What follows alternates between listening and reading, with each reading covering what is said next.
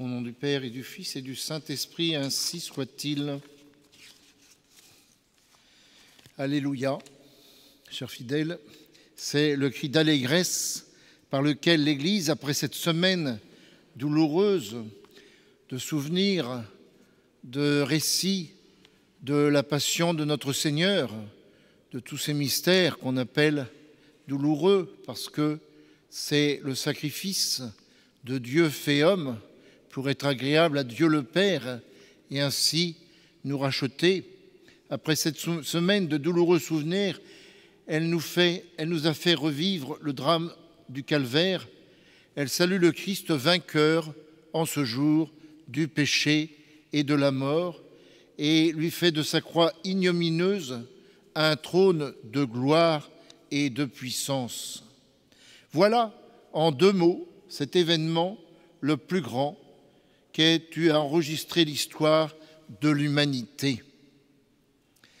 Aucune bataille, aucun bouleversement dans les nations, aucune révolution, aucun homme si grand qu'il ait pu être n'a eu sur les destinées du monde une influence que devait exercer à travers les âges la résurrection du Sauveur. On parle d'un événement plus ou moins longtemps après qu'il se soit produit, celui de la résurrection de notre Seigneur. Nous en parlerons jusqu'à la fin du monde. Un événement qui domine tous les autres événements parce qu'il est à l'origine de notre salut. C'est en fait Jésus-Christ, vainqueur de la mort, qui va triompher successivement du paganisme, des Romains, des barbares et de bien d'autres erreurs, si ce n'est aussi le mal moral. Il va en triompher, et ce, pour toujours. Nous le disons et nous le répéterons, le Christ mort ne meurt plus. Le Christ s'est offert une fois pour toutes pour notre salut, et ce sacrifice a une valeur infinie parce que c'est le sacrifice de Dieu fait homme. Depuis 20 siècles, tout change. Les peuples se poussent, se chassent les uns les autres, les dynasties se succèdent, les empires croulent avec fracas. Au-dessus de toutes ces ruines, de ces ombres qui passent, plane toujours la divine et douce figure de l'Éternel survivant. Si en ce jour, nous chantons à plein cœur l'Alléluia, c'est que nous fêtons la résurrection et l'éternelle vie du vainqueur de la mort, de celui dont ni le temps, ni l'espace, ni les civilisations, ni les divers peuples n'ont pu effacer le souvenir. Le mot de saint Paul se réalise. Jésus, Christ ressuscité, ne meurt plus. D'où vient alors, telle est la question, chers fidèles, que nous pouvons nous poser, d'où vient cette survivance éternelle sur une terre où tout finit? Il est fondé sur ce qui demeure, sur ce qui fait le fond indestructible et la gloire de la nature humaine, sur les esprits, sur les cœurs, sur les consciences, autrement dit, sur l'âme. Et là, il y a une efficacité particulière, il y a une transformation qui va être la cause des baptêmes, la cause des conversions, la cause de ceux qui, loin de Dieu, se tourneront vers lui. Pourquoi? Parce que Jésus-Christ, Fils de Dieu et Dieu, est mort pour notre salut. Il règne donc, chers fidèles, sur les esprits. Certes, l'humanité a produit à travers les âges des livres immortels, mais que sont-ils auprès de l'Évangile?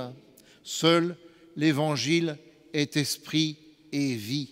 Depuis 2000 ans, il domine le monde et a changé la face de la terre. De ces paroles de Jésus, aimez-vous les uns les autres, notre Père qui es aux cieux, donnez-nous aujourd'hui notre pain de chaque jour. Heureux les pauvres, heureux les purs, vos péchés vous seront remis. Cherchez d'abord le royaume de Dieu, rendez à César ce qui est à César et à Dieu ce qui est à Dieu. Ces paroles, sont celles d'un Dieu et qui fait un tout avec le sacrifice de notre Seigneur. Il y a une personne, la personne de Jésus-Christ, qui prépare son sacrifice, qui prépare les âmes à le recevoir et à en vivre, et ce, pour l'éternité. Jésus-Christ règne sur les cœurs. Il a voulu être aimé, il l'a été. Il a voulu être aimé partout et toujours, par-dessus tout. Il l'a été, il doit l'être encore. Il est des périodes où notre Seigneur est moins connu, n'est pas reconnu, n'est pas aimé.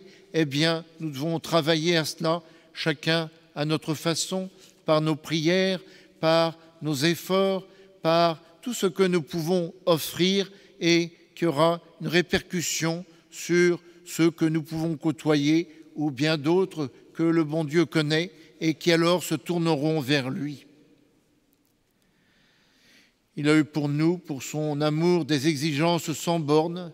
Il n'a pas dit seulement « vous aimerez le Seigneur votre Dieu de tout votre cœur », mais il demande que l'on agisse en conséquence, que l'on agisse comme on l'aime, d'une unité la plus grande possible, c'est-à-dire dans un progrès régulier, animé par la méditation, la contemplation des mystères douloureux que nous venons de revivre pendant ce Triduum sacré.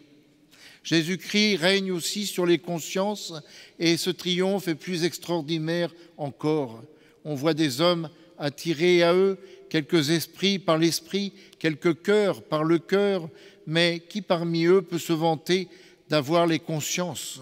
Jésus-Christ les a, il les gouverne, et avec quel éclat il les domine au temps de Pâques, où nous sommes à l'apothéose de ces différents mystères que nous avons vécus, mystères douloureux, pour arriver au mystère glorieux, de cette croix austère, de cette croix qui était le lieu où Jésus-Christ s'est offert en sacrifice après nombre de douleurs que nous connaissons, que nous avons vues plus particulièrement pendant ce temps de la Semaine Sainte. Eh bien, la croix est devenue la croix glorieuse, parce qu'elle est la croix de la victoire, elle est la croix de la victoire sur la mort par la vie, elle est la croix de la victoire de Jésus-Christ sur le péché. Et non seulement pour lui, notre Seigneur est venu sur terre, non pour lui, mais pour les hommes, et ainsi, il nous a acquis cette possibilité de remporter ces victoires régulières sur le péché, sur nos défauts, sur nos mauvaises tendances, et ainsi de nous joindre encore davantage à notre Seigneur, de nous unir à lui. C'est plus moi qui vis, c'est lui qui vit en moi. Chers fidèles, demandons tout cela à notre Seigneur et nous pouvons dire, pour achever, ô Christ, c'est par une prière, par un élan d'amour que je voudrais dire ce que ma parole est impuissante à exprimer. Oui, vous régnez sur les esprits, sur les âmes, sur les cœurs, sur les consciences, et nous le percevons encore davantage après cette fête de Pâques, ou durant cette fête de Pâques, et toute cette semaine qui ne sera une semaine d'octave, nous pouvons dire pratiquement une fête de Pâques renouvelée de jour en jour. Alors, eh bien, ayons cette dévotion envers notre Seigneur ressuscité d'entre les morts. Demandons à la Sainte Vierge qui a vécu tous ces moments de nous permettre de mieux percevoir ces mystères maintenant glorieux de la vie de notre Seigneur. Au nom du Père et du Fils et du Saint-Esprit, ainsi soit-il.